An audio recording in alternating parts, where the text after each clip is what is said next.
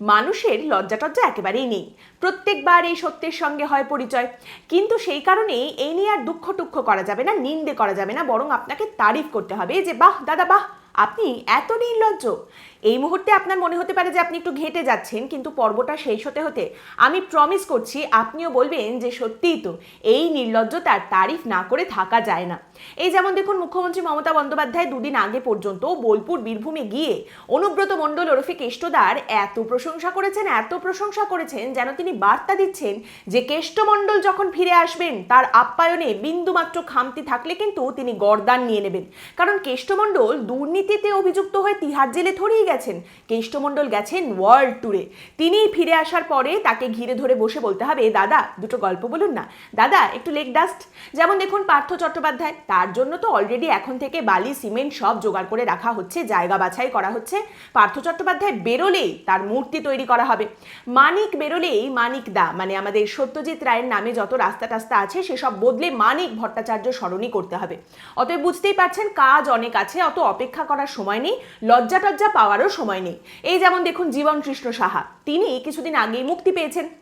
সেই জীবন কৃষ্ণ সাহা যিনি ওই যে লং থ্রো প্র্যাকটিস করছিলেন যখন সিবিআই তার বাড়িতে রেড করতে গিয়েছিল এবং নিজের মোবাইল ফোন দুখানা ছাদ থেকে পাঁচিল টপকে সোজা পুকুরে ছুঁড়ে ফেলে দিয়েছিলেন, তারপর তাকে গ্রেপ্তার করা হয়। সেই জীবন কৃষ্ণ সাহা দুদিন আগেই জামিনে মুক্ত হয়েছেন এবং জামিনে ছাড়া পেয়েই তিনি শটান চলে গেছেন বিধানসভার দরজায়। মুখে তার অমলিন হাসি, না না কিচ্ছু হয়নি, কিসের কেচ্ছা কেলেঙ্কারি, পাহাড় প্রমাণ দুর্নীতি, লোকজনকে পথে বসিয়ে দেওয়া, কোটি কোটি টাকা নয়ছয় করা, না ওসব কিছু না। আমি তো একটু ওই অলিম্পিক প্র্যাকটিসে গিয়েছিলাম, ফিরে এসেছি, আবার এসেছি ফিরে ধানসিঁড়িটির তীরে এই বাংলায়। এরপর সমস্ত ঘটনাবলী শুনলে না আপনার চোখে জল এসে যাবে এবং আপনার মনটাও ভালো হয়ে যাবে, খুশিতে চোখে জল আসবে। কারণ এসব ঘটনা আমরা ভালোবাসি, এসব শুনে আমরা আনন্দ পাই, এইসব শুনে সিটি বাজাতে হবে, না হলে আমরা বুঝবো কি করে এবং বোঝাবো কি করে যে তৃণমূল কংগ্রেস আমাদের শাসক দল আসলে এসব দুর্নীতি অন্যায় এগুলোকে বিন্দু মাত্র প্রশ্রয় দেয় না। আপনারা জানেন যে সোমবার বহরমপুরের ভোটটা হয়ে গেল, মঙ্গলবার এই বহরমপুর লোকসভা কেন্দ্রেরই অন্তর্গত বড়োয়া বিধানসভা কেন্দ্রের বিধায়ক এই জীবন কৃষ্ণ সাহা তিনি জামিনটা পেলেন। তিনি গ্রেপ্তার কবে হয়েছিলেন? 17 এপ্রিল 2023-এ। 13 মাস পর জামিন পাওয়ার খবরটা শুনে প্রেসিডেন্সি জেলে বসে কেঁদে ফেলেছিলেন জীবন কৃষ্ণ সাহা। সেন্সিটিভ মানুষ, কি করে আমি জানলাম উনি সেন্সিটিভ? আরে বাবা, খবরে লেখা হয়েছে, খবর বলছে উনি খুব আবেগী মানুষ, উনি কেঁদে ফেলেছেন এটা শুনে। দেখুন এটা তো খবর হবেই, কারণ ওই জীবন কৃষ্ণ সাহা যাদেরকে পথে বসিয়েছেন আর কি এই নিয়োগ দুর্নীতি করে টোরে, সেই সমস্ত ছেলে মেয়েদের চোখ দিয়ে যেটা পড়ে সেটা হলো জল, আর জীবন কৃষ্ণ সাহার জেলে বসে চোখ দিয়ে যেটা পড়ে জামিনের খবর শুনে সেটা হলো কান্না। এই কারণেই সেটা খবর হয়, the haves and the have nots. এতদিন জীবন কৃষ্ণ সাহা প্রেসিডেন্সি জেলে ছিলেন, ওই মোটামুটি গোটা শিক্ষা দপ্তরের সঙ্গেই ছিলেন, খুবই ভালো কোম্পানি, গুড কোম্পানিতে ছিলেন তিনি, ইনফ্যাক্ট এক্সেলেন্ট কোম্পানিতে ছিলেন, সেখান থেকে তিনি এবার জামিনে ছাড়া পেয়েছেন। তা এতদিন জেলে থেকে তারপরে মুক্তি পাওয়ার পর এইরকম একটা অভিযোগে যিনি এতদিন জেলে ছিলেন তিনি মুক্তি পাওয়ার পরে তার বডি ল্যাঙ্গুয়েজটা কিরকম ছিল? বেলুন চুপসে গেছিল, কথা টথা বেশি বলছিলেন না নিশ্চয়ই, মাথা নিচু করেছিলেন। কি যে বলেন আপনি আলু ভাতে মার্কা কথাবার্তা! জীবন কৃষ্ণ সাহা একেবারে সাচ্চা স্টেটসম্যানের মতো কথা বলেছেন সাংবাদিকদের সঙ্গে। সাংবাদিকরা তিনি জামিন পেয়ে বেরোনোর পরেই তাকে প্রশ্ন করেন, ভোট কেমন হয়েছে আপনার, কি মনে হয়? জীবন কৃষ্ণ সাহা পরিষ্কার উত্তর দিয়েছেন, ভোট দারুণ হয়েছে, 42টা লোকসভা কেন্দ্রেই তৃণমূল কংগ্রেস জিতবে। বুঝলেন, এই হচ্ছে মনীষীদের লক্ষণ। এবার আপনি প্রশ্ন করতেই পারেন যে আচ্ছা এটা ফ্রডের লক্ষণ নয়? উনি জেলে বসে বসে কি করে জেনে গেলেন কাকা যে ভোটটা কেমন করে হবে? এসব বললে হবে না, উনি উত্তর দিয়েছেন। সাংবাদিকদের কাজ প্রশ্ন করা, আর জীবন কৃষ্ণ সাহার কাজ হচ্ছে উত্তর দেওয়া। যেমন উনি সাংবাদিকদের প্রশ্নের উত্তরে বলেছেন যে কেন্দ্রে আমরাই সরকার গঠন করব, আমাদেরই সরকার হবে, আমি আজ ছাড়া পেলে কাল থেকেই দলের কাজ শুরু করে দেব। কি শ্রোতা, আপনার চোখেও জল এলো তো? আপনিও বিচলিত হলেন তো? এইরকম একজন দল অন্ত মানুষ, দলকে যিনি এত ভালোবাসেন, এইরকম আবেগী একজন মানুষ, তার কথা শুনে যদি আপনার চোখে জল না আসে তাহলে কবে আসবে?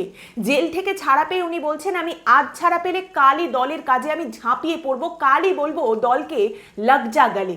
বিন্দুমাত্র ওনার কোনো রেস্ট নেওয়ার দরকার নেই, স্টেবিলাইজড হওয়ার দরকার নেই, ওনার অপেক্ষা করার দরকার নেই, মাথা নিচু করে একটু থমকে দাঁড়ানোরও দরকার নেই, উনি কাজে ঝাঁপিয়ে পড়বেন। এইবার যদি আপনার মনে প্রশ্ন জাগে, মোবাইল ফোন দুটো তো সেই পুকুরের মধ্যে ফেলে দিয়েছিলেন, কাজ তিনি কি করে করবেন মোবাইল ফোন ছাড়া? দেখুন, উনি ওনার স্ত্রীর ফোনটা আপাতত ব্যবহার করছেন। একজন মানুষ যিনি এত কাজ করার জন্য উদগ্রীব, তিনি কি আর ফোনের জন্য অপেক্ষা করবেন? উনি ওনার স্ত্রীর ফোনটা নিয়ে আপাতত কাজ চালাচ্ছেন।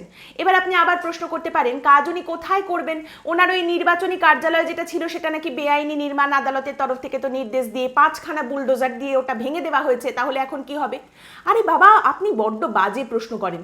দেখুন, জীবনকৃষ্ণ সাহার মতো একজন করিতকর্মা মানুষ যিনি কাজ করতে চান, তিনি কাজের জায়গা ঠিক খুঁজে নেবেন, আপনাকে অত ভাবতে হবে না। সন্দেশখালী নিয়েও মুখ খুলেছিলেন জীবনকৃষ্ণ সাহা জামিনে মুক্তি পেয়েই। তিনি বলেন যে সন্দেশখালীতে কি হচ্ছে সবাই তো দেখতেই পাচ্ছেন, সবটাই সাজানো ঘটনা, বিজেপির চক্রান্ত। আর তাছাড়া যারা ধর্ষণের অভিযোগ করেছিল তারা তো নিজেরাই এখন ক্যামেরার সামনে এসে বলে দিচ্ছে যে ওসব মিথ্যে কথা ছিল। বারবার প্রমাণ হয়ে গেছে যে বিজেপি একটা দুর্নীতিগ্রস্ত দল, এবং বিজেপির এই চক্রান্ত মানুষের সামনে বারবার প্রমাণ হয়ে যাচ্ছে। মানুষই এরপরে সবটা সাফ করে দেবে, মানুষই প্রমাণ দিয়ে দেবে। বেশ ভালো কথা, বুঝতে পারছেন তো? একেবারে তীর্থে গিয়েছিলেন জীবনকৃষ্ণ সাহা, সিদ্ধি লাভ করে তিনি ফিরে এসেছেন। ক্ষণজন্মা পুরুষ, চোখ বন্ধ করে ভেতরে থেকেই উনি সবটা জানতে পেরে যান, উনি সবটা বুঝতে পেরে যান।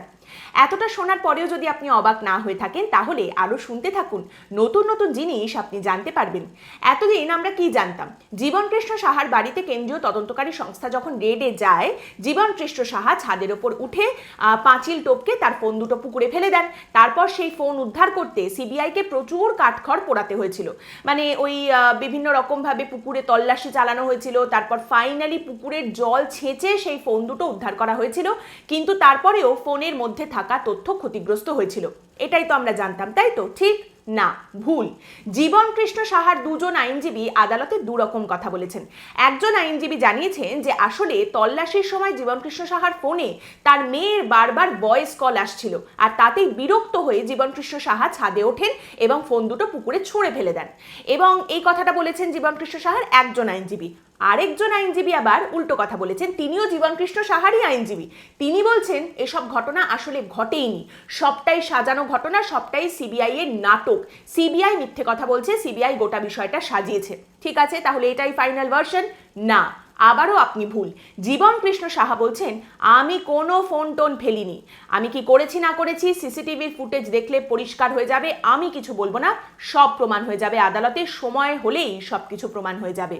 এত পর্যন্ত শোনার পর যদি আপনার মনে হয় জীবনকৃষ্ণ সাহার গতিবিধির মধ্যে দিয়ে ঔদ্ধত্য প্রকাশ পাচ্ছে, এখনো তিনি উদ্ধত, এবং এরা একের পর এক যখনই জামিনে মুক্ত হয়ে বাইরে আসবে এক মুহূর্তের জন্য অপেক্ষা করবে না, মাথা নিচু করে দাঁড়াবে না, এরা এক মুহূর্তের জন্য থমকাবে না, সঙ্গে সঙ্গে এরা নিজেদের পুরনো জীবনে ফিরে যাবে, তাহলে আপনি একদম সঠিক ভাবছেন।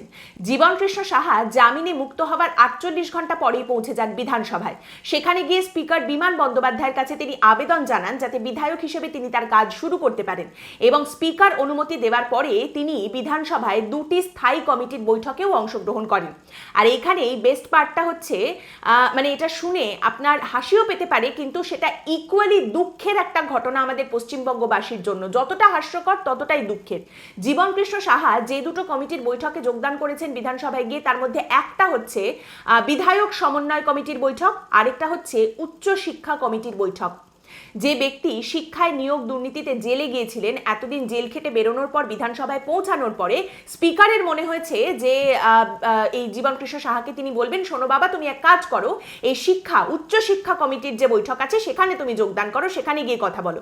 শিক্ষায় নিয়োগ দুর্নীতিতে যিনি অভিযুক্ত, তার তো উচ্চশিক্ষা কমিটিতে অনেক কিছু বলার মতো অবশ্যই থাকবে।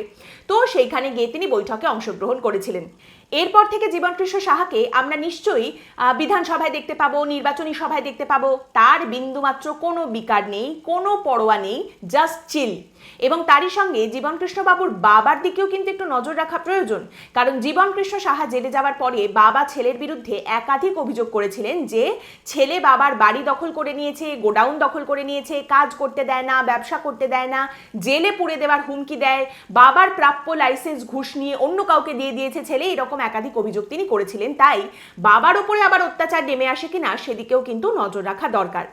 এবার আপনার মনে নিশ্চয়ই প্রশ্ন জাগছে যে জীবনকৃষ্ণ সাহা বেলটা পেলেন কি করে। সুপ্রিম কোর্টে তার আইনজীবীরা সওয়াল করেন যে মামলায় জীবনকৃষ্ণ সাহাকে অভিযুক্ত করা হয়েছে সেখানে তার বিরুদ্ধে মূল অভিযোগটা হলো এই শিক্ষায় নিয়োগ দুর্নীতির মিডলম্যান প্রসন্ন রায়কে নিয়োগ দুর্নীতি করতে সহায়তা করতেন জীবনকৃষ্ণ সাহা। কিন্তু এই মামলাতে এই প্রসন্ন রায় এবং কল্যাণময় গঙ্গোপাধ্যায় দুজনেরই বেল হয়ে গেছে, দুজনেই জামিন পেয়েছেন। যদিও কল্যাণময় গঙ্গোপাধ্যায় এখনো জেলে আছেন, তার কারণ অন্য একটা মামলায় তাকে আবার গ্রেপ্তার করা হয়েছে। এই মামলাতে তিনি বেল পেয়ে গেছেন, অর্থাৎ এই মামলায় মূল যে দুজন মানে প্রসন্ন রায়, কল্যাণময় গঙ্গোপাধ্যায় তারা কিন্তু বেল পেয়ে গেছেন। তাহলে যিনি দুর্নীতিতে সহযোগিতা করতেন বলে অভিযোগ তাকে কেন বেল দেওয়া হবে না? এই মর্মেই কিন্তু জীবনকৃষ্ণ সাহার আইনজীবীরা আদালতে সওয়াল করেছিলেন এবং এরপরেই জীবনকৃষ্ণ সাহা বেলটা পান। সিবিআইকে আদালতের তরফ থেকে গত বছর মে মাসে বলা হয়েছিল আপনারা তদন্তে গতি আনুন, গোটা দেশ এই দিকে তাকিয়ে আছে। সিবিআই যে বেশ ভালোই ভ্যারেন্ডা ভেজেছে তার একটা প্রমাণ হলো এইটা যে কল্যাণময় গঙ্গোপাধ্যায়, প্রসন্ন রায় এবং জীবনকৃষ্ণ সাহা এই মামলাতে বেল পেয়ে গেছেন। যাকগে, তারই সঙ্গে এখানে আপনার নিশ্চয়ই প্রশ্ন জাগছে মনে যে জীবনকৃষ্ণ সাহার হয়ে কোন আইনজীবীরা সুপ্রিম কোর্টে সওয়াল করেছিলেন। কারা ছিলেন জানেন? মুকুল রোহাতগি, রৌফ রহিম এবং অনির্বাণ গুহ ঠাকুরতা। আরেকবার বলবো, মুকুল রোহাতগি, অনির্বাণ গুহ ঠাকুরতা, রৌফ রহিম। তিনজন এইরকম আইনজীবীকে সেই ব্যক্তি একসঙ্গে হায়ার করতে পারেন যিনি এতদিন ধরে ডবল ডবল বেতন পেয়ে এসেছেন। আপনাদের নিশ্চয়ই মনে আছে 2021-এ বিধায়ক হওয়ার পরেও যে শিক্ষকতার চাকরি করতেন জীবনকৃষ্ণ সাহা, সেখান থেকেও প্রত্যেক মাসে তিনি বেতন নিয়েছেন। শিক্ষক হিসেবে তিনি চাকরি করতেন এবং শিক্ষক নিয়োগ দুর্নীতিতে তিনি জেলে গিয়েছিলেন। শিক্ষক হিসেবে তার বেতন তিনি নিয়েছেন, বিধায়ক হিসেবে তার বেতন তিনি নিয়েছেন এবং শিক্ষক নিয়োগ দুর্নীতির যে কোটি কোটি টাকা নয়ছয় করার অভিযোগ তার বিরুদ্ধে রয়েছে। এইরকম একজন ব্যক্তি এইরকম তিনজন আইনজীবীকে হায়ার করতে পারেন একসঙ্গে। জীবনকৃষ্ণ সাহার জন্য এখন বেশি কিছু করা যাচ্ছে না, নির্বাচনে সবাই ব্যস্ত রয়েছেন। এরপরে কেক টেক নিশ্চয়ই কাটা হবে, খাসি টাসিও কাটা হতে পারে, কিন্তু এসব ছোট ইভেন্ট। আপনি দেখবেন যখন কেষ্টমণ্ডল মুক্তি পেয়ে আসবেন, কেষ্টমণ্ডল মুক্তি পাওয়ার দিন পশ্চিমবঙ্গ জুড়ে না কেষ্ট দিবস পালন করার ঘোষণা করা হবে। পার্থ চ্যাটার্জি যেদিন জেল থেকে মুক্তি পাবেন সেই দিন তো আমরা ইউনেস্কোতে যাব, গিয়ে বলবো চাঁদে একটু জমি টমি পাওয়া যায় কিনা, পার্থ চট্টোপাধ্যায়ের নামটা আমরা চাঁদে খোদাই করে দেব। আর জ্যোতিপ্রিয় মল্লিক যেদিন ছাড়া পাবেন জেল থেকে, জ্যোতিপ্রিয় মল্লিকের বিরুদ্ধে পশ্চিমবঙ্গের যত চাল চুরি করার অভিযোগ রয়েছে সেই সমস্ত চালের পায়েস রান্না করে গোটা পশ্চিমবঙ্গ জুড়ে বিলি করা হবে। বুঝলেন? ঠিক আছে, একদম ঠিক তো? কি ঠিক নেই? খুব ভুল হচ্ছে এসব? আরে মশাই, এইসব ভুলই তো এখন ঠিক, বোকা কোথাকার। আজকের পর্ব এখানেই শেষ করছি। আপনাদের মতামত অবশ্যই জানাবেন পর্ব নিয়ে। আর পরের দিন আবার একটা নতুন বিষয় নিয়ে আলোচনায় চলে আসবো আমি, পৌলমী, হঠাৎ যদি উঠলো কথায়। ভালো থাকবেন।